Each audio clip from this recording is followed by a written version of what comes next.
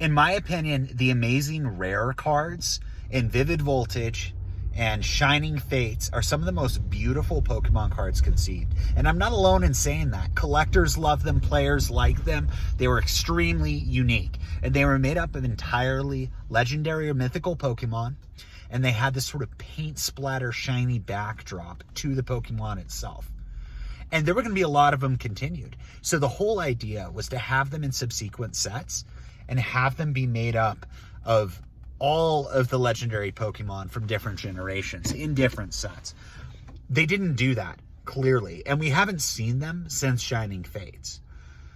It kind of reminds me of the Prism Stars in a way. So if you're not familiar with Prism Stars, they were rare Pokemon cards that had a diamond with a little star in the middle of it, right across this text body of the card. And there were some unique benefits to it in play, kind of like the Amazing Rare cards, right? There were only certain ways they could be played. They had certain abilities. Other abilities played off the fact that they were a specific type of card.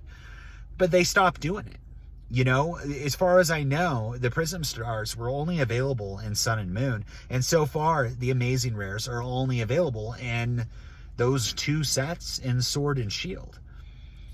So I don't know how much longer they're going to see play. I don't know if they're going to come into the picture down the line, if there's still a strategy with releasing these cards.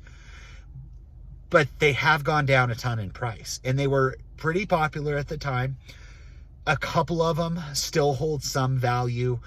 The Vivid Voltage ones, way more than the Shining Fates ones.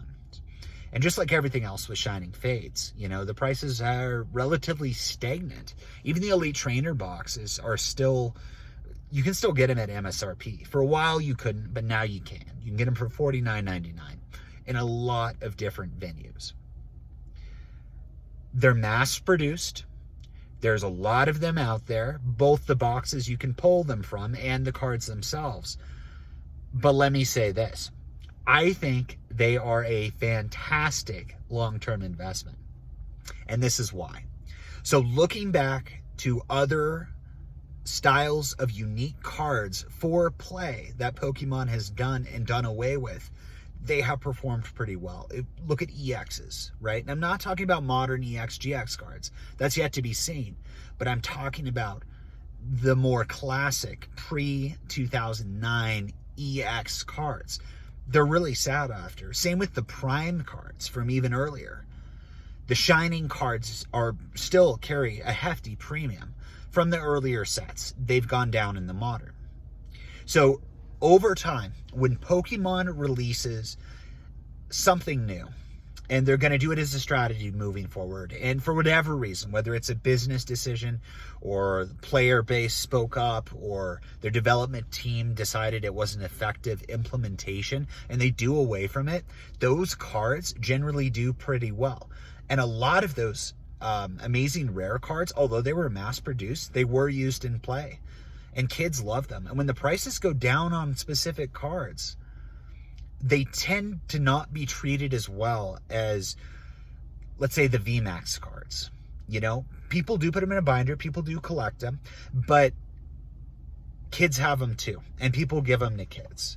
They're seen as these really beautiful, kind of throwaway type cards. And what that means for a longer term collection is the quality will diminish. And even in a binder, if you're putting cards in a binder, be aware, over a fixed amount of time, there can be edge wear that will develop in the binder as well. Even a card in there, you can start to get slivering, foiling. There's a lot of things that can go wrong with it.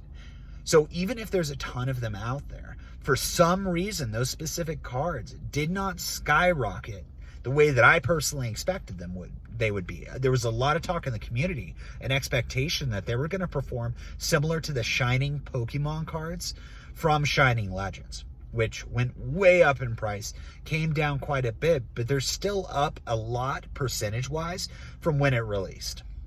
So you got to throw away the 2020 nonsense that happened. Unicorn event. But if you shave off that year in the beginning of 2021 and you look at steady performance, even with a dramatic drop in price, they're still up a ton. But the Amazing Rares are not. And I think their time is coming. So right now, it's very inexpensive to acquire a complete set. Some of the cards are more expensive than the other cards, but everything, you know, if you look around for it, there's not a single card from that mini set that you can get for more than $15, right? They're all really inexpensive to acquire. And Shining Legends, right? That set was not expensive for quite a while. I remember when I was able to go to Walmart and get these pin boxes, and they'd have 3 packs in each of the pin boxes. One of my biggest regrets were not keeping them sealed, because they went up to about $100 a box. At Walmart, I was paying $14.97 for 2 of them as a value pack connected. And Walmart had an unlimited supply of them because people just weren't buying them. But then things came along and the prices on the Shining cards came up. Now, Shining cards themselves have a little bit of history with them, right? Look at the Neo era Shining cards. It's been a while since they've done something along that same vein. The Amazing Rares are brand new. It's a brand new idea. I do not know if Pokemon's going to bring them back, if it's going to continue with this trend of introducing shinies, maybe not even in this generation. I assume it wouldn't be, unless the new set hasn't, but I don't think it will. But it might be in the new generation that's going to be coming out, hopefully in this year. If not, it's a really unique type of card that was introduced for a very short period of time. I don't think it's really found its collector's base yet.